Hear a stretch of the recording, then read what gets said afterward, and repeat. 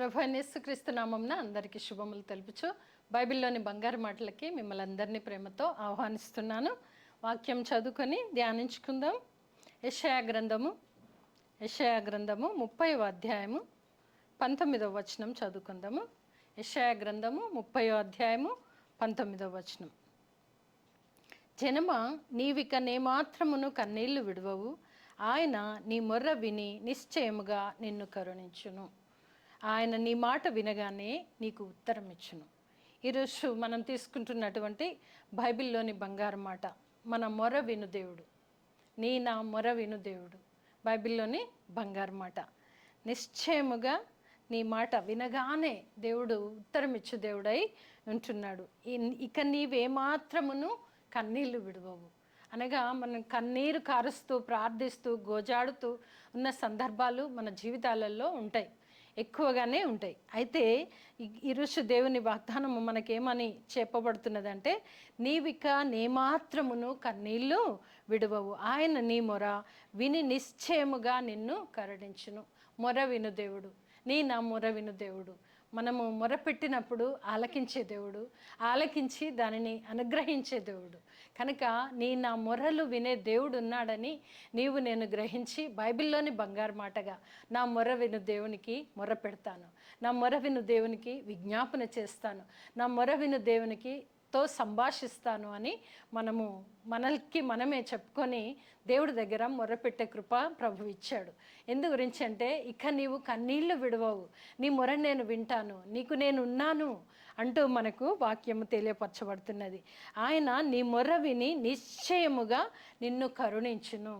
కన్నీళ్లు తొడవడమే కాదు, కరుణించే దేవుడు ఉన్నాడు, కృప చూపే దేవుడు ఉన్నాడు, కాపు కాచే దేవుడు ఉన్నాడు అని మనకు వాక్యము సెలవిస్తుంది. ఆయన నీ మాట వినగానే నీకు ఉత్తరం ఇచ్చును. అంటే మన మాట వినడానికి వేగిరపడి ఉన్న దేవుణ్ణి కలిగి మనం ఉన్నాం. ఎందు గురించి అనంటే, మనం మాట్లాడాలంటే చాలా ఇష్టపడే దేవుడు, ఎప్పుడు పిలుస్తామో పలకడానికి సిద్ధంగా ఉన్న దేవుడు, నీ మొర్ర వినడానికి ఆత్రుత కలిగి ఉన్న దేవుడు. కనుక నీ మొర్ర వినగానే నిన్ను కరుణించడానికి సిద్ధంగా ఉన్నానని ఈరోజు మనతో దైవ వాక్యం ముచ్చటిస్తుంది. ఆయన నీ మాట వినగానే నీకు ఉత్తరం ఇచ్చును. కొన్నిసార్లు ఎవరికైనా మనం రింగ్ చేసినప్పుడు రింగ్ అవుతూనే ఉంటుంది, మనమే ఫోన్ కట్ చేస్తాం. కానీ ప్రభువు అలా కాదు, ఇది చిన్న ఫోన్. కానీ ప్రభువు ఎలా అంటే, నీవెప్పుడు మాట్లాడతావా అని ఎదురు చూసే దేవుడు అంట, ఎప్పుడు ప్రార్థిస్తావా అని ఎదురు చూసే దేవుడు అంట, నీ కన్నీరు కార్చకుండా కరుణించే దేవుడనని వాక్యము సెలవిస్తుంది. కనుక ఈరోజు మనము బైబిల్లోని బంగారు మాటగా తీసుకుంటున్నాము ఏమిటనంటే, నీ మొర విను దేవుడు, నా మొర వినే దేవుడు కలిగి మనం ఉన్నాము. అలాంటి గొప్ప దేవుని కలిగి ఉన్నప్పుడు ఆయనతో సంభాషణ చేయాలి, ఆయనతో ప్రార్థన చేయాలి, ఆయనతో విజ్ఞాపన చేయాలి.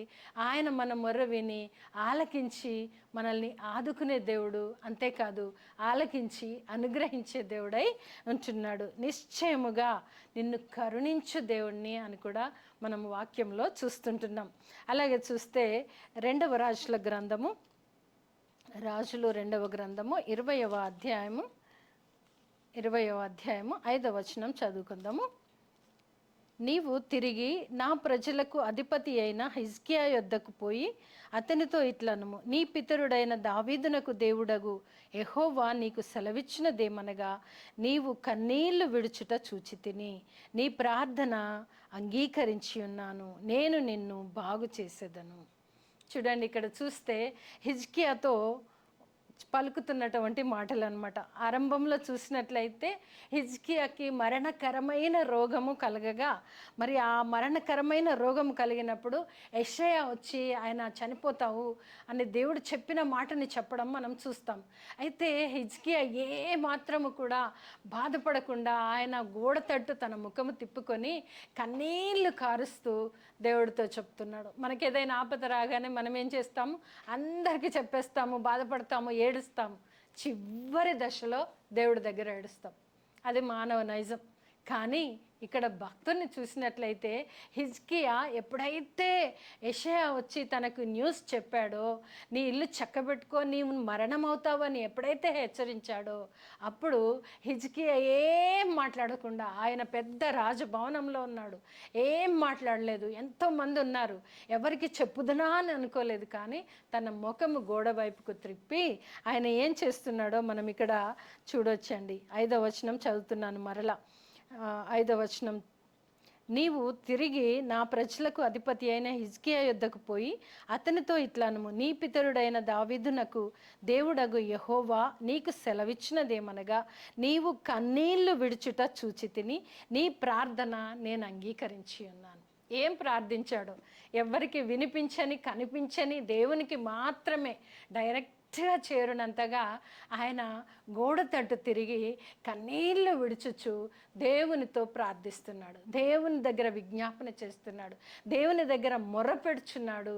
అందుకే ఈరోజు మన బైబిల్లోని బంగారు మాట ఏంటంటే, నీవు నా మొర్ర విను దేవుడు, మొర్ర ఆలకించే దేవుడు. కనుక ఈరోజు బైబిల్లోని బంగారు మాట, ఇక నీవు ఏ మాత్రము కన్నీళ్ళు కార్చడానికి లేదు, నీవు నాతో మొరపెట్టిన ఎడల నేను నీకు అనుగ్రహిస్తాను, నువ్వు మాట్లాడినచో నేను వింటాను, నేను ఆలకించి అనుగ్రహిస్తానని దైవ వాక్యం ఈరోజు మనతో మాట్లాడుతున్నది. ఇక్కడ హిజ్కియాను చూసినట్లయితే మరణకరమైన రోగము, మరణ పడకలో ఉన్నటువంటి హిజ్కియా ఆ మరణ వార్త విన్నాడు. మరణ వార్త విని దేవుడితో ఏం మాట్లాడాడో మనకు తెలియదు. దేవుడితో ప్రార్థించాడు, గోజాడాడు, మొర్రపెట్టాడు. వెంటనే ఆ యెషయా నడిమిశాల నుండి బయటకు కూడా వెళ్ళలేదు.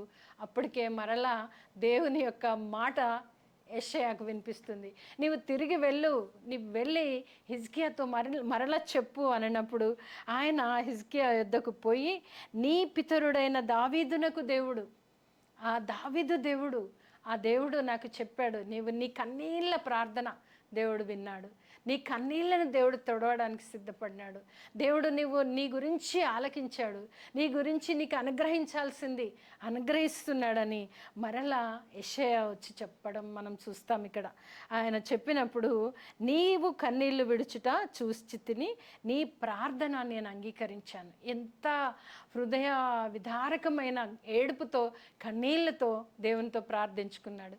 ఏం కావాలని అడిగాడో తెలియదు మనకు, కానీ ఆయన ప్రార్థన నీ ప్రార్థన నేను అంగీకరించి ఉన్నాను. దేవుడు మన ప్రార్థనలు కూడా అంగీకరిస్తాడు. త్రోసివేసే దేవుడు కాదు, తులనాడే దేవుడు కాదు.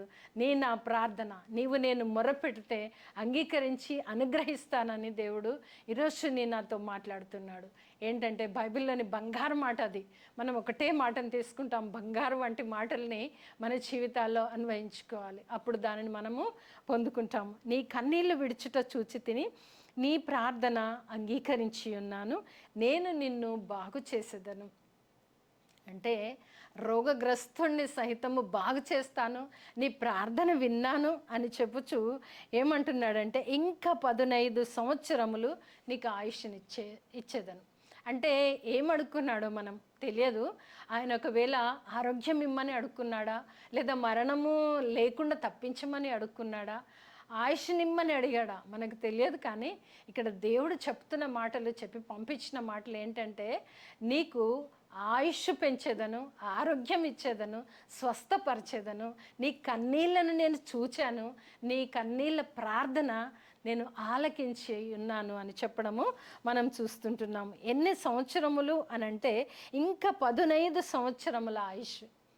అంటే ప్రార్థనలో ఏమేమి చేసి ఉంటారో ఒక్కసారి మనం ఆలోచిస్తే, దేవుడు ఆయన రోగము బాగు చేశాడు, హిజ్కియా యొక్క రోగము బాగు చేశాడు, ఆరోగ్యము ఇచ్చాడు, ఆయుష్ని ఇచ్చాడు, స్వస్థతనిచ్చాడు. ఆ ప్రార్థనలో ఎంత గొప్ప శక్తి ఉందో చూడండి. ఆయన కన్నీళ్లను చూచాడు, ఆ కన్నీరు తుడిచాడు. అంత గొప్ప దేవుణ్ణి మనం కలిగి ఉంటున్నాం. అందుకే ఈరోజు బైబిల్లోని బంగారు మాట, నా మొర్ర విను దేవుడు మనకున్నాడు. కనుక మన ప్రార్థన విని వెంటనే ఒక్కటి అడిగితే 4 ఇచ్చి ఉంటాడు ఇక్కడ. కనుక దేవుణ్ణి విడవక ఎడబాయక మనం మొరపెట్టే బిడ్డలంగా ఉందాం.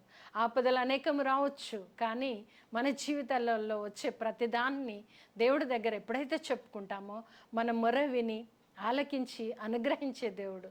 హిజ్కియాకైతే మొర్ర విన్నాడు, కన్నీళ్లు తుడిచాడు, ఆరోగ్యం ఇచ్చాడు, స్వస్థతనిచ్చాడు, దానితో పాటు ఆయుష్ను కూడా ఇచ్చాడు. ఇంకా 15 సంవత్సరములు, ఏదో ఒక నెల అని అలా కాదు, అలా పొడిగించలేదు, ఇంకో 10 రోజులు అనలేదు. ఆయనకు 15 సంవత్సరముల ఆయుష్ని. ఎంత గొప్ప దేవుడు! ఆయన ఏం ప్రార్థించాడు, అట్టి ప్రార్థన నీవు నేను చేస్తే మన మొర వినే దేవుడు మనకున్నాడు. మన మొరను ఆలకించి అనుగ్రహించే దేవుడు కూడా మనకున్నాడని మనం మర్చిపోవద్దు. అలాగే చూస్తే కీర్తనకారుడు 42వ కీర్తనలో చూద్దాం. 42వ కీర్తన 3వ వచనం. నీ దేవుడేమాయనని వారు నిత్యము నాతో అనుచుండగా రాత్రింబగళ్ళు నా కన్నీళ్ళు నాకు అన్నపానములాయను. ఇక్కడ కూడా కొరాహు కుమారులు రచించిన దైవ ధ్యానం అనగా నీ దేవుడు ఏమాయను అని అడిగినప్పుడు ఆయన రాత్రింబగళ్ళు కన్నీళ్ళు కార్చాడట, కన్నీళ్ళు విడిచాడు. ఎందుకొరకు అని అంటే నా దేవుడు నాతో ఉంటాడు, నా దేవుడు నాకు సహాయకుడు, నా దేవుడు నాకు జీవదాత అయి ఉన్నాడు అని చెప్పి మరి తన దైవ ధ్యానాన్ని మనం చూస్తుంటున్నాం. అలాగే 8వ వచనంలో కూడా చూద్దాము. 42వ అధ్యాయము 42వ కీర్తన 8వ వచనం.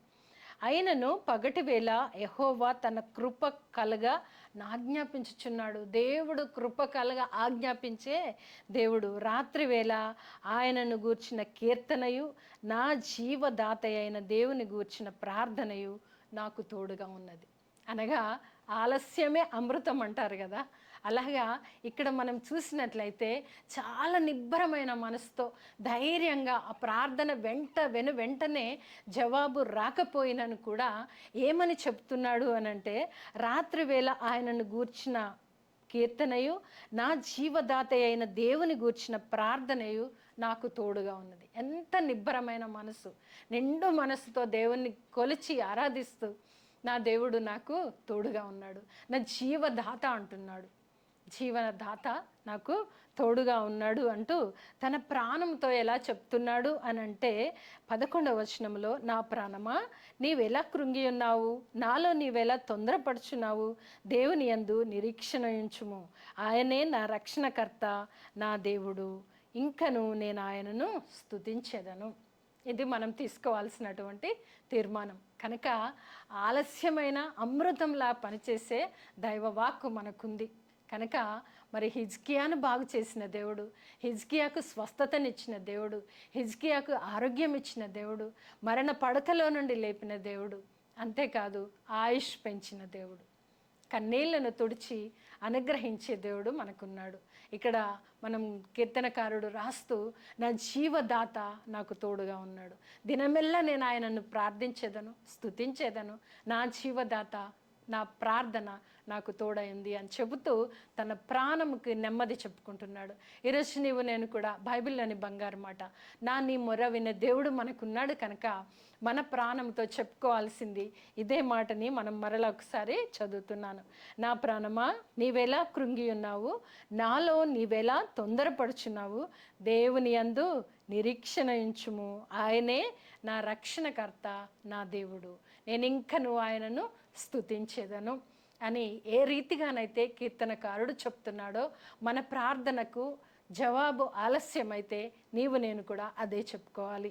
నా ప్రాణమా నీవెలా తొందరపడుచున్నావు, దేవుని యందు నిరీక్షణ ఉంచు, నీవు నేను నిరీక్షణ ఉంచిన దేవుడు సమస్తము అనుగ్రహించే దేవుడని మన ప్రాణంతో చెప్పుకుంటూ ఆయనకు మొరపెడుతూ ఇహలోక జీవితాన్ని మనము దేవుని కృపలో ముందుకు వెళ్ళే భాగ్యము దేవుడు మనందరికి కలగచేయను గాక.